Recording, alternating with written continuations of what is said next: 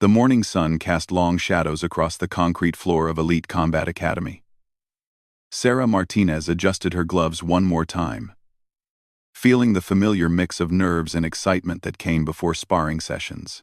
At 24, she had been training in mixed martial arts for 3 years, but the academy still felt intimidating. This wasn't some neighborhood gym with casual fighters. This was where serious athletes came to push their limits. The academy attracted all kinds of people: police officers looking to sharpen their skills, professional fighters preparing for competitions, and military personnel who used the gym during their leave time. Sarah had joined because she wanted to feel strong and confident after a difficult period in her life. What started as self-defense classes had grown into a passion for the sport itself. She looked around the training floor. The usual morning crowd was gathering. There was Marcus, a heavyweight boxer who worked nights as a security guard; Jennifer, a police detective who never missed a morning session; and then there were the guys who made Sarah slightly uncomfortable. The ones who seemed more interested in proving their dominance than actually learning. Tony Rizzo was one of those guys. He was built like a truck, with thick arms covered in tattoos and an attitude that filled the room. Tony worked construction during the day but spent most evenings at the academy. He had some amateur fighting experience and never let anyone forget it. Sarah had sparred with him once before, and it hadn't gone well. He hit too hard for training, ignored the rules about controlled contact, and made comments that crossed the line.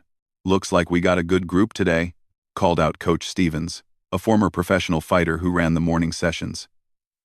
"I want everyone partnered up for sparring rounds. Remember the rules: controlled contact, respect your partner, and listen to my instructions." Sarah hoped she would be paired with Jennifer or one of the other experienced women, but as partners were called out, she felt her stomach drop when Coach Stevens pointed to her and Tony. "Martinez and Rizzo, you're up together." Tony grinned and cracked his knuckles. "Round 2. Huh, Sarah? Ready for some real training this time?" Sarah forced a smile and nodded, but something felt off about his tone. She had noticed that Tony seemed to have a problem with women training alongside men. He made jokes about them not belonging in the gym, and he was rougher with female sparring partners than necessary. Coach Stevens usually kept a close eye on him, but today the coach seemed distracted, dealing with some paperwork at his desk while the session got started. The other pairs began their rounds, the sound of gloves hitting pads and feet shuffling across mats filling the space. Sarah and Tony moved to an open area near the corner of the gym. They touched gloves in the traditional pre-sparring gesture of respect, but Tony's grip lingered a moment too long, his eyes holding hers with an intensity that made her uncomfortable. "Let's see what you got," Tony said, raising his hands into fighting position. The first few exchanges were normal. Sarah focused on her footwork, moving in and out while throwing light jabs and kicks. Tony responded with heavier shots than necessary, but nothing completely out of line. Sarah had experienced this before. Some male training partners felt the need to establish dominance early in sparring sessions, but as the round continued, Tony's intensity increased. His punches came harder and faster. When Sarah managed to land a clean kick to his midsection, his face darkened with anger. "Lucky shot," he muttered.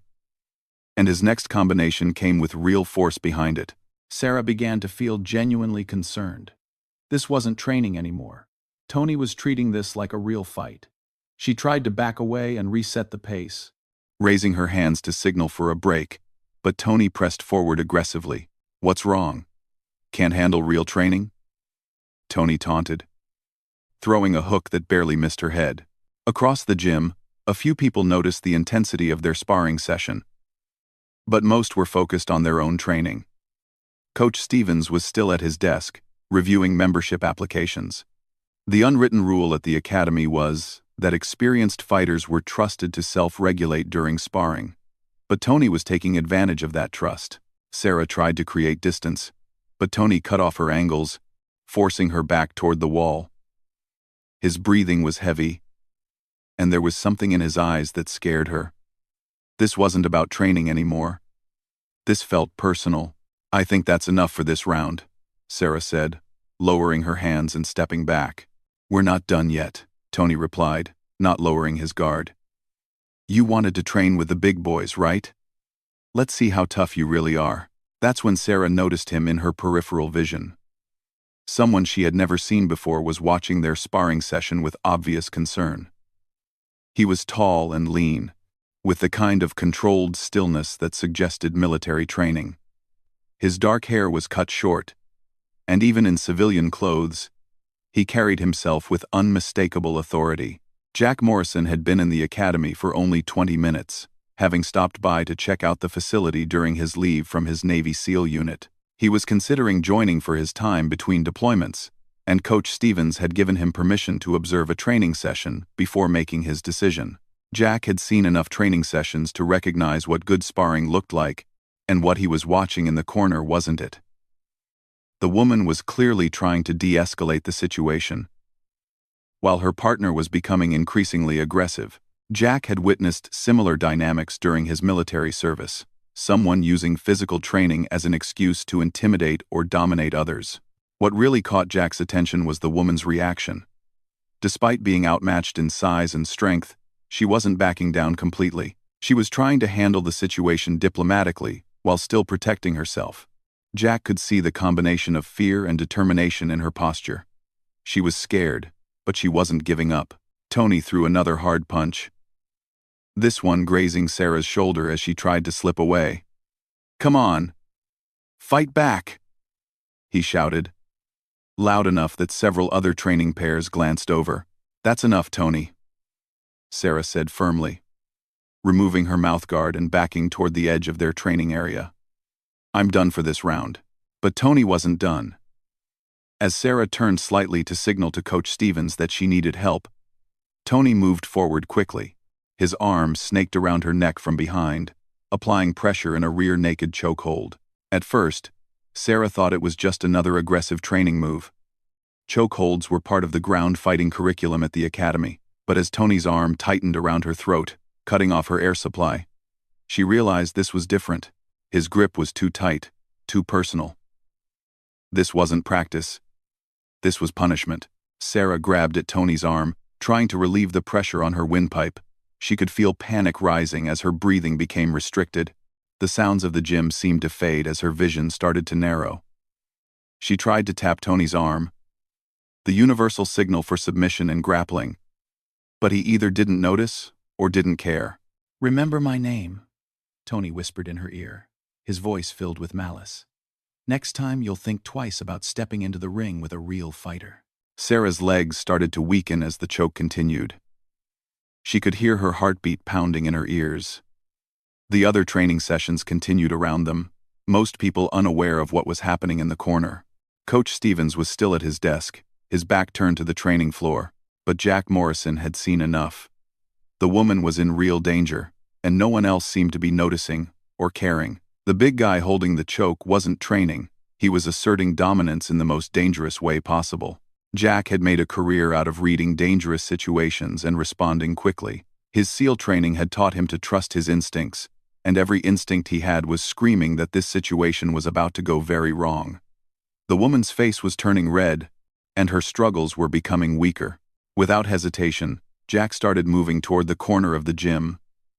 His years of combat experience had taught him that when someone was in genuine danger, every second counted. As he walked, he calculated distances and angles, preparing for what he might need to do to end this situation safely. The woman's eyes found his across the gym floor, and Jack could see the desperation there. She was running out of time, and they both knew it. Tony was so focused on maintaining his dominant position that he hadn't noticed Jack's approach. Sarah felt consciousness slipping away as Tony's arm remained locked around her throat.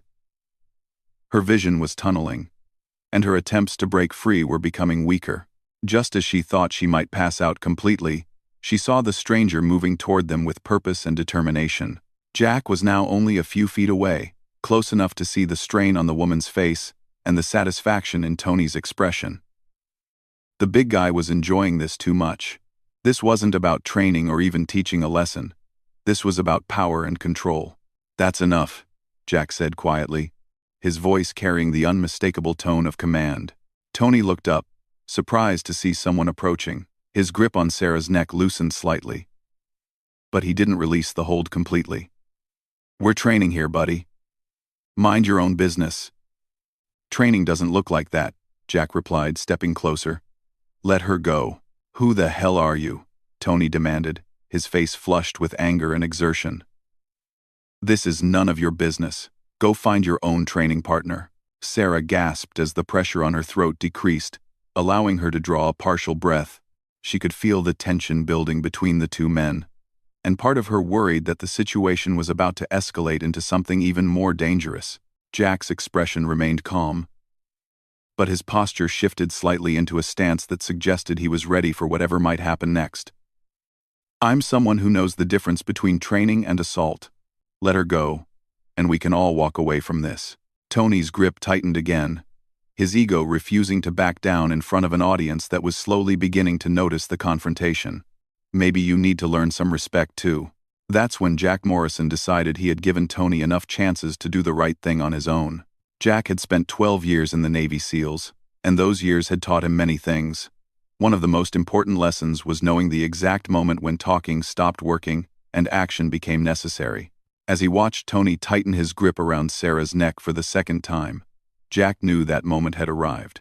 Moving with the fluid precision that came from countless hours of combat training, Jack stepped forward and placed his hand firmly on Tony's shoulder. Last warning, he said, his voice quiet but carrying an edge that made several nearby people stop their own training to watch. Tony made the mistake that bullies often make. He assumed that his size and aggression would intimidate anyone who challenged him. Get your hands off me. Our aggression, he snarled, maintaining his chokehold on Sarah while trying to shrug off Jack's grip. You want some of this too? That was the last thing Tony would say for the next several minutes. Jack's response was swift and precisely calculated. His right hand moved from Tony's shoulder to his wrist, applying pressure to specific nerve points, while simultaneously using his left hand to break Tony's grip on Sarah's neck. The technique was textbook military combatives, designed to neutralize a threat quickly, while minimizing injury to everyone involved. Sarah gasped and stumbled forward as the pressure on her throat suddenly released. She caught herself against the wall, coughing and trying to catch her breath, while Jack guided Tony away from her with movements that looked almost gentle to outside observers, but were actually controlling every aspect of Tony's positioning. What the hell? Tony shouted, trying to spin around to face Jack, but finding that his arm was being controlled in a way that made rotation impossible, without causing himself significant pain. Jack's grip was firm but not brutal, professional rather than personal. Calm down, Jack said quietly, his voice steady and controlled. Nobody needs to get hurt here. But Tony was beyond listening to reason. His face was red with embarrassment and anger.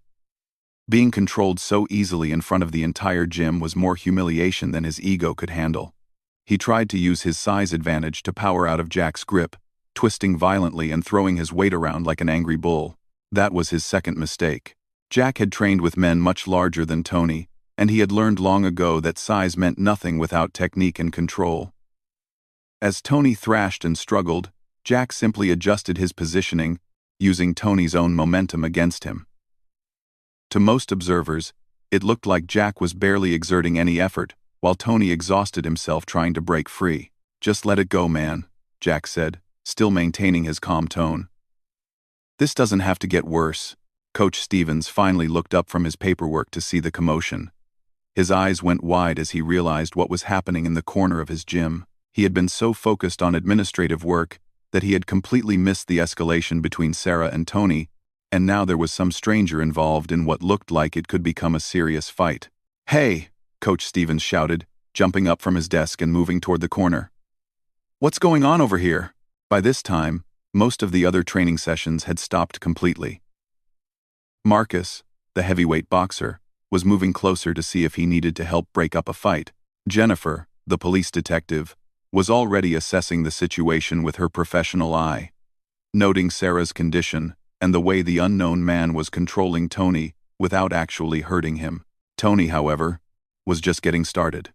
Realizing that he couldn't break Jack's grip through strength alone, he decided to change tactics. With a sudden, vicious movement, he drove his elbow backward, aiming for Jack's ribs in an attempt to make him release his hold. This was Tony's third and final mistake. Jack had been expecting exactly this kind of escalation. In his years of military service, he had learned that bullies followed predictable patterns. They started with intimidation, escalated to physical dominance when that didn't work, and then became truly dangerous when their control was threatened. Tony had just crossed the line from training incident to genuine assault. Jack's response was immediate and decisive. He shifted his weight slightly, causing Tony's elbow to miss its target, while simultaneously applying a joint lock that dropped Tony to his knees with surgical precision. The entire movement took less than 2 seconds, and to most observers, it looked like Tony had simply fallen down. But Tony knew better. He was now kneeling on the gym floor with his arm positioned in a way that made any sudden movement impossible without risking serious injury. Jack was standing calmly behind him, one hand maintaining the joint lock while the other remained free. Tony's breathing was heavy, and for the first time since the incident began, he seemed to understand that he was completely outmatched. "Are you ready to calm down now?" Jack asked, his voice still quiet and controlled. "Because I can keep this up all day." Coach Stevens reached them just as Tony started to nod in submission. The coach's face was a mixture of confusion, anger, and embarrassment. He prided himself on running a safe, professional training environment, and somehow things had spiraled completely out of control on his watch. "What happened here?" Coach Stevens demanded. Looking between Jack, Tony, and Sarah, who was still catching her breath near the wall, Sarah spoke first, her voice hoarse but clear. "Tony was choking me during sparring. I tried to tap out and told him to stop, but he wouldn't let go. This man stepped in to help me." "That's not what happened," Tony protested from his position on the floor, though his voice lacked its earlier aggression. "We were just training. Things got a little intense. That's all." Jennifer, the police detective, had been observing the entire interaction. She stepped forward and addressed Coach Stevens. "I saw the whole thing from across the room. The woman was clearly trying to disengage from sparring, and the big guy had her in a chokehold that went way beyond training intensity. The stranger here showed remarkable restraint in how he handled the situation." Jack slowly released the joint lock, allowing Tony to get back to his feet. Tony rubbed his shoulder and glared at Jack, but he seemed to have lost most of his fight. The reality of being controlled so easily in front of everyone had deflated his aggressive posture significantly. "I don't know who you are," Tony said to Jack, his voice bitter with humiliation. "But you just made a big mistake getting involved in something that wasn't your business." Jack met Tony's glare with steady, calm eyes. "My name is Jack Morrison," he said simply, "and making sure people don't get hurt is exactly my business." Something in Jack's tone and bearing made Tony take a step backward. There was no threat in Jack's voice, but there was an unmistakable confidence that suggested he was prepared for whatever Tony might try next. Coach Stevens looked around at the crowd that had gathered to watch the incident. Half his morning training session was now focused on the drama in the corner instead of their workouts. He needed to restore order and figure out exactly what had happened. "Okay, everyone back to your training," he announced. "Show's over. Tony, I need to talk to you privately." "And sir," he said, turning to Jack, "I appreciate your help, but I need to understand your role in all this." Sarah pushed herself away from the wall and walked over to Jack. Her throat was still sore, and there were red marks on her neck where Tony's arm had been, but she was otherwise okay. "Thank you," she said quietly. "I don't know what would have happened if you hadn't stepped in." Jack nodded, but his expression remained serious. "Are you all right? Do you need medical attention?" Sarah touched her throat gently and shook her head. "I'll be fine. Just shaken up." She paused and looked directly into Jack's eyes. "How did you do that? Control him so easily, I mean. He's twice your size." "Training," Jack replied simply. "Size doesn't matter if you know what you're doing." Tony was standing a few feet away, listening to their conversation with obvious frustration. His face was still flushed, and Jack could see that his ego was having trouble processing what had just happened. In Tony's mind, he was the dominant force in the gym, the guy that other people looked up to or feared. Having that image shattered so publicly was more painful than any physical technique Jack could have used. "This isn't over," Tony muttered, just loud enough for Jack to hear. Jack turned to face Tony directly. When he spoke, his voice was quiet, but carried absolute conviction. "Yes, it is. You're going to leave this woman alone. And you're going to think very carefully about how you treat training partners in the future. Because if I hear that you're putting people in danger again, we'll have another conversation. And next time, I won't be so gentle." The word gentle hung in the air, and everyone within earshot understood its implications. What Jack had just done to Tony had indeed been gentle. A controlled, professional response designed to end the threat with minimum force. The suggestion that Jack could escalate his response if necessary was not lost on anyone present. Coach Stevens stepped between the two men, sensing that the situation could flare up again if he didn't take control immediately. "That's enough from both of you. Tony, you're suspended from training until we can review what happened here. And sir," he said to Jack, "I appreciate your intervention, but I need you to let me handle my gym from here." Jack nodded respectfully. "Of course. I was just visiting anyway, checking out your facility." "Well, you certainly made an impression," Coach Stevens replied with a mixture of appreciation and exasperation. "Are you military?" "Navy," Jack confirmed.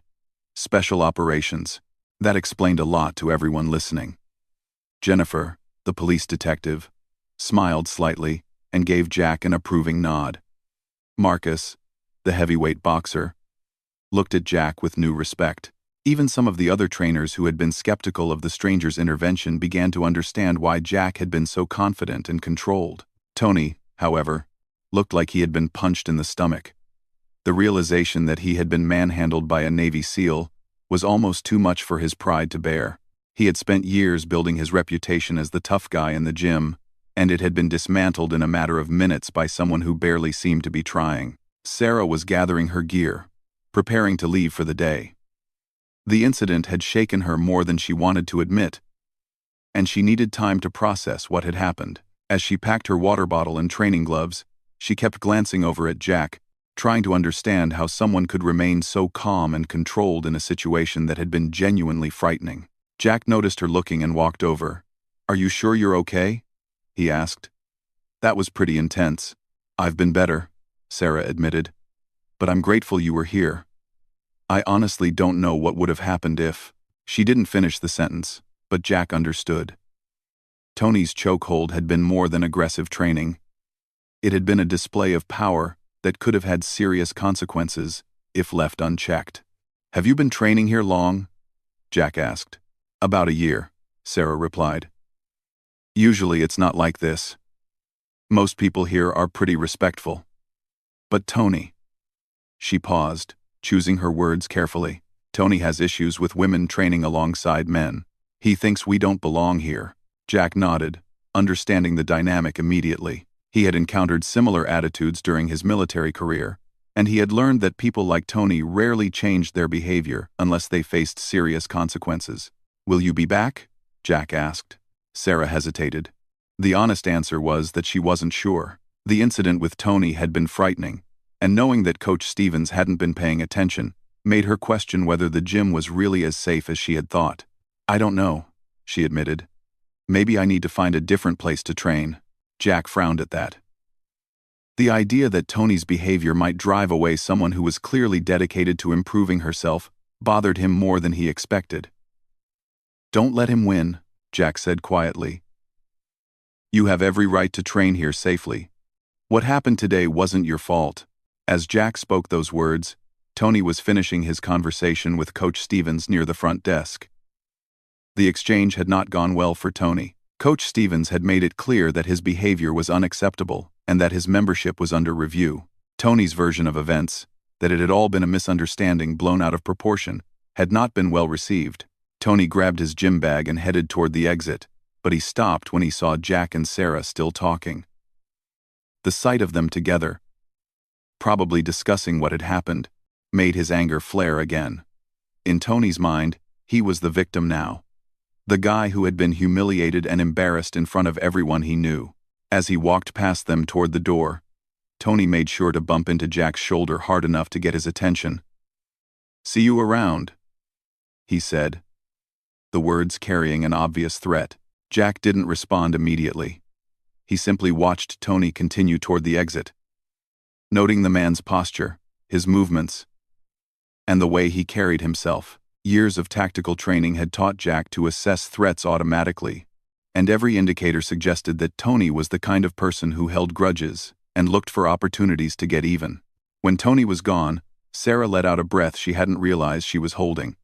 "He's going to be a problem, isn't he?" Jack considered the question carefully before answering. "Maybe," he said finally. "But that's not something you need to worry about." The certainty in Jack's voice made Sarah feel safer than she had since the incident began. She didn't fully understand why this stranger was willing to involve himself in her problems, but she was grateful that he had. 3 weeks later, Sarah found herself thinking about that morning at Elite Combat Academy as she laced up her training shoes. The red marks on her neck had faded within a few days, but the memory of feeling helpless while Tony held her in that choke remained vivid. She had taken a week off from training, spending the time trying to decide whether she wanted to continue at the academy at all. The decision had been difficult.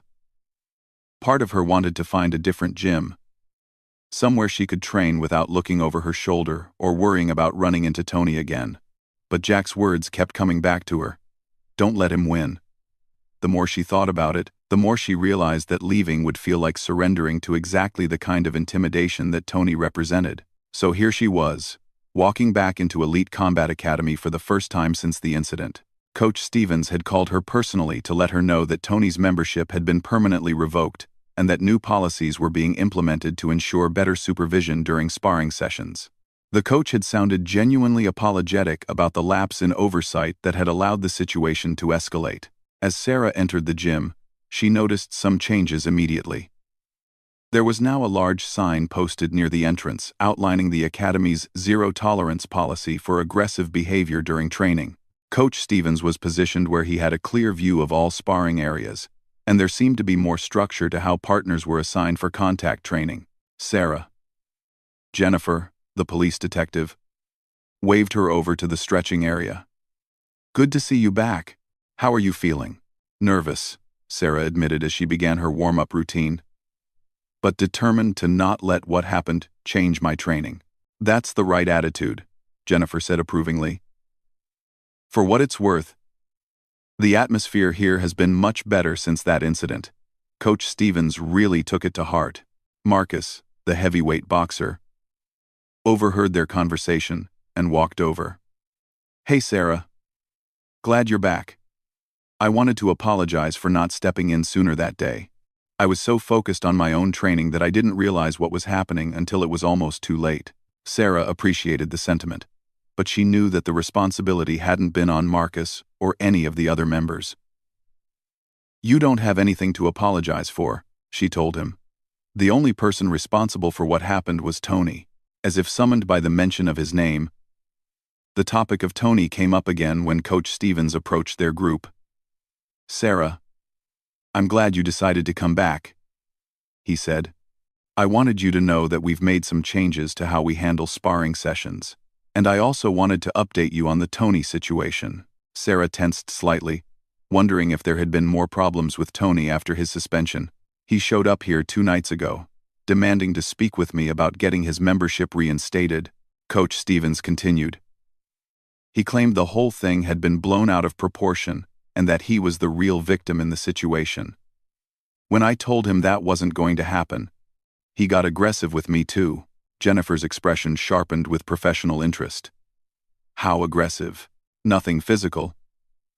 But he made some threats about the gym's reputation and said he was going to make sure people knew this was an unsafe place to train. He also asked a lot of questions about the Navy SEAL who intervened that day. Wanted to know his name and whether he was a regular member." Sarah felt a chill at that information. Jack had told her not to worry about Tony, but it sounded like Tony was still fixated on what had happened that day. "Did you tell him anything about Jack?" "I didn't have much to tell," Coach Stevens replied. "The guy never actually joined the gym. He was just checking us out during his leave time. But I did call the police to document Tony's visit. just in case there are future problems. Jennifer nodded approvingly. Smart move. Guys like Tony don't usually let things go easily. He's probably feeling humiliated about being controlled so easily, and he's looking for a way to restore his ego. As the conversation wound down, and people dispersed to begin their training, Sarah found herself wondering about Jack Morrison. She didn't even know his last name until she had asked around after he left that day. Nobody at the gym knew how to contact him, and she had no way to thank him properly for his intervention, or to warn him that Tony might be looking for trouble. What Sarah didn't know was that Jack was already well aware of Tony's continued interest in their confrontation. 3 days after the incident at the gym, Jack had received a call from his commanding officer. Apparently, someone had been asking questions about Jack at the Navy base where he was stationed, claiming to be considering hiring him for private security work after his military service ended. The story hadn't made sense to base security, who had followed proper protocol and refused to provide any information about active duty personnel, but they had flagged the inquiry and passed it up the chain of command as a potential security concern. It hadn't taken long for Jack to figure out that Tony was trying to find out more about him. Jack's response had been characteristically methodical. He had done some research of his own, using contacts and resources available to him through his military service. What he found out about Tony Rizzo was troubling but not surprising. Tony had a history of workplace conflicts, mostly involving situations where he felt his authority or masculinity had been challenged. There had been 2 previous incidents at other gyms where Tony had been asked to leave after altercations with training partners. More concerning was Tony's recent behavior outside the gym. Jack's inquiries revealed that Tony had been spending time at a bar frequented by off-duty military personnel, apparently trying to gather information about Navy SEALs and their training methods. Tony was telling people that he had been disrespected by some Special Forces wannabe and was looking for a way to even the score. Jack knew that men like Tony often escalated their behavior when their initial attempts at intimidation failed. The fact that Tony was actively seeking information about him suggested that their confrontation at the gym hadn't ended Tony's interest in the situation. That's why Jack wasn't entirely surprised when he spotted Tony's truck following him as he left the base one evening, 2 weeks after the gym incident. Jack had been expecting something like this, and he had prepared accordingly. Instead of leading Tony to his apartment or anywhere else that might compromise his personal security, Jack drove to a public park where he knew there would be other people around, but enough space to handle a confrontation if necessary. He parked his car and waited, watching in his rearview mirror as Tony's truck pulled into the lot behind him. Tony got out of his truck and walked over to Jack's car with the same aggressive swagger he had displayed at the gym. But there was something different about his demeanor now. Something more calculated and dangerous than the impulsive bullying he had shown with Sarah. Jack stepped out of his car and faced Tony calmly. "You've been looking for me," he said without preamble. "Here I am." Tony was clearly surprised that Jack had noticed the surveillance and led him to this location deliberately. It threw off whatever script Tony had planned for this confrontation. "You think you're pretty smart, don't you?" Tony said, trying to regain his aggressive momentum. "I think you're making a mistake," Jack replied evenly. "What happened at the gym is over. You need to move on." "It's over when I say it's over," Tony shot back. "You humiliated me in front of everyone I know. You think you can just do that and walk away?" Jack studied Tony's posture and positioning, noting the way the man's hands were clenched into fists and how he was shifting his weight from foot to foot like a boxer preparing to throw a punch. "I stopped you from hurting someone," Jack said. "That's all that happened. If you felt humiliated, that's because you were doing something you should have been ashamed of." The words hit Tony exactly where Jack intended them to. The truth of the statement, that Tony's humiliation came from being stopped while doing something wrong, was more painful than any physical technique Jack could have used. "You don't know anything about me," Tony snarled, taking a step closer. "You don't know what I'm capable of." "I know exactly what you're capable of," Jack replied, his voice carrying quiet conviction. "I've met a dozen guys just like you. You pick on people you think can't fight back. And when someone stands up to you, you can't handle it. So instead of learning from the experience, you double down and make it worse." Tony's face was getting red again, just like it had at the gym. "You think your military training makes you special? You think it makes you better than everyone else? No, Jack said simply. But it taught me the difference between strength and bullying. And it taught me that real strength means protecting people who need protection, not targeting them. For a moment, Tony seemed unsure of how to respond. Jack's calm, measured tone was clearly not what he had expected or prepared for. Tony had been anticipating anger, aggression, maybe even fear. Instead, he was facing someone who seemed completely unimpressed by his posturing. "I could make things very difficult for you," Tony said, changing tactics. "I know people. I could spread the word that Navy SEALs are going around starting fights with civilians." Jack almost smiled at that. "Go ahead," he said. "Tell people that a Navy SEAL stopped you from choking an unconscious woman. See how that story makes you look." The blunt description of what had actually happened hit Tony like a physical blow. He had spent weeks building up a narrative in his mind where he was the wronged party, where the incident at the gym had been blown out of proportion. But Jack's simple, factual summary stripped away all the justifications and excuses. "That's not what happened," Tony protested weakly. "That's exactly what happened," Jack replied. "And deep down, you know it. The question is what you're going to do about it now." Tony stood there for a long moment, his fists still clenched but his aggressive posture starting to deflate. Jack could see the internal struggle playing out on Tony's face, his ego demanding satisfaction, while his rational mind began to recognize the futility of pursuing this conflict. "I could press charges," Tony said, but even he didn't sound convinced. "Assault, or something." "You could try," Jack agreed. Of course, there were plenty of witnesses to what actually happened that day, including a police detective who saw the whole thing. I'm pretty sure the charges would end up going the other way. That was the final nail in the coffin of Tony's plans for revenge. The realization that pursuing legal action would only result in him facing criminal charges for what he had done to Sarah took away his last avenue for retaliation. Jack watched as the fight went out of Tony's shoulders. The man looked defeated, deflated, and older than he had just a few minutes earlier. "Here's what's going to happen," Jack said, his tone still calm but carrying unmistakable authority. "You're going to get back in your truck and drive away. You're going to stop asking questions about me, stop following me, and stop thinking about what happened at the gym. Most importantly, you're never going to bother Sarah Martinez or anyone else like her again." "And if I don't?" Tony asked. But there was no real defiance left in his voice. "Then we'll have another conversation," Jack said simply. "And it won't be in a public park." Tony stood there for another moment, his pride making one last desperate attempt to salvage something from the confrontation. But there was nothing left to salvage. He had been outmaneuvered, outclassed, and completely neutralized, without Jack ever raising his voice or making a single threatening gesture. Without another word, Tony turned and walked back to his truck. Jack watched him drive away, noting the license plate and the direction he headed, filing away the information in case it became relevant later. But Jack suspected it wouldn't be necessary. Men like Tony were essentially cowards who relied on intimidation and the threat of violence rather than actual confrontation. When faced with someone who wasn't intimidated and who was clearly prepared for whatever they might try, bullies almost always backed down.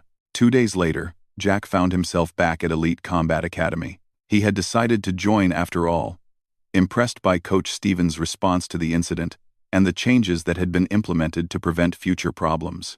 As he filled out his membership paperwork, he noticed Sarah Martinez stretching near the training mats. She looked up and saw him, her face breaking into a smile of recognition and relief. "Jack, I was hoping I might see you again. I wanted to thank you properly for what you did." "No thanks necessary," Jack replied, but he was pleased to see that she had decided to continue training despite what had happened. "Have you heard anything about Tony?" Sarah asked, lowering her voice slightly. "He won't be a problem anymore," Jack said with quiet confidence. Something in his tone told Sarah that there was more to the story, but she didn't press for details. The important thing was that she felt safe again, able to focus on her training without worrying about looking over her shoulder. As the weeks passed, life at Elite Combat Academy settled into a new normal. Sarah's confidence grew with each training session, and she found herself becoming one of the more skilled fighters in the gym's women's program. Jack became a regular member, appreciated by other students for his technical knowledge and his willingness to share his expertise. Coach Stevens implemented a mentorship program pairing experienced fighters with newer students, and Jack volunteered to work with several people who were just starting their martial arts journey. Sarah often watched his teaching sessions, noting how he emphasized control, respect, and the responsibility that came with learning to fight. Tony Rizzo, meanwhile, had essentially disappeared from the local martial arts community. Word had gotten around to other gyms about the incident at Elite Combat Academy, and his reputation as a training partner became toxic. He eventually stopped training altogether, though whether that was due to being blacklisted or his own choice remained unclear. 6 months after the incident, Sarah was preparing for her first amateur mixed martial arts competition. Her training had progressed remarkably, and Coach Stevens believed she was ready to test her skills in actual competition. As she warmed up for a particularly intense sparring session, she reflected on how much had changed since that frightening morning when Tony had held her in that choke. The incident had been traumatic, but it had also taught her important lessons about standing up for herself and recognizing the difference between aggressive training partners and people who genuinely wanted to help her improve. She had learned to trust her instincts about when a situation was crossing the line from training into something more dangerous. Most importantly, she had learned that there were people like Jack Morrison in the world. People who were willing to step in and help when others needed protection. That knowledge made her feel stronger and more confident, both in the gym and in life generally. Jack, finishing up his own training routine nearby, caught her eye and gave her an encouraging nod. In a few weeks, his deployment would begin again, taking him back to active duty with his SEAL unit. But he had found a home at Elite Combat Academy during his leave time, and he planned to return whenever his service schedule allowed. The incident with Tony had reminded Jack why he had chosen military service in the first place. At its core, his job was about protecting people who couldn't protect themselves, standing up for those who needed someone to stand with them. Whether that happened on a battlefield overseas or in a training gym in his hometown, the principle remained the same. As Sarah began her sparring session with a partner who respected her skills and treated her as an equal, Jack gathered his gear and prepared to leave. The gym was functioning exactly as it should, as a place where people could challenge themselves, learn new skills, and grow stronger without fear of being targeted or intimidated. Tony Rizzo's name was rarely mentioned anymore, becoming just another cautionary tale about what happened when someone confused aggression with strength, intimidation with leadership. His attempted revenge had failed completely, leaving him isolated and bitter while the people he had tried to hurt moved on to bigger and better things. For Sarah, the incident had become a defining moment, not because it had scared her away from training, but because it had shown her that she had the courage to continue despite fear, and that there were people willing to stand with her when she needed support. For Jack, it had been a reminder that heroism wasn't just about dramatic military operations in foreign countries. Sometimes it was as simple as refusing to let someone hurt another person, and being prepared to back up that refusal with action when necessary. And for everyone at Elite Combat Academy, it had become a lesson in the importance of maintaining not just physical safety, but the kind of respectful training environment where everyone could pursue their goals without fear. The gym had grown stronger from the experience, just as the people in it had, and Tony Rizzo's attempt to assert his dominance had accomplished the exact opposite of what he intended. It had created a community more united, more aware, and more committed to protecting each other. In the end, the person whose name was remembered wasn't the one who had demanded to be remembered through intimidation and fear. It was the one who had earned respect through courage, skill, and the willingness to protect others when it mattered most.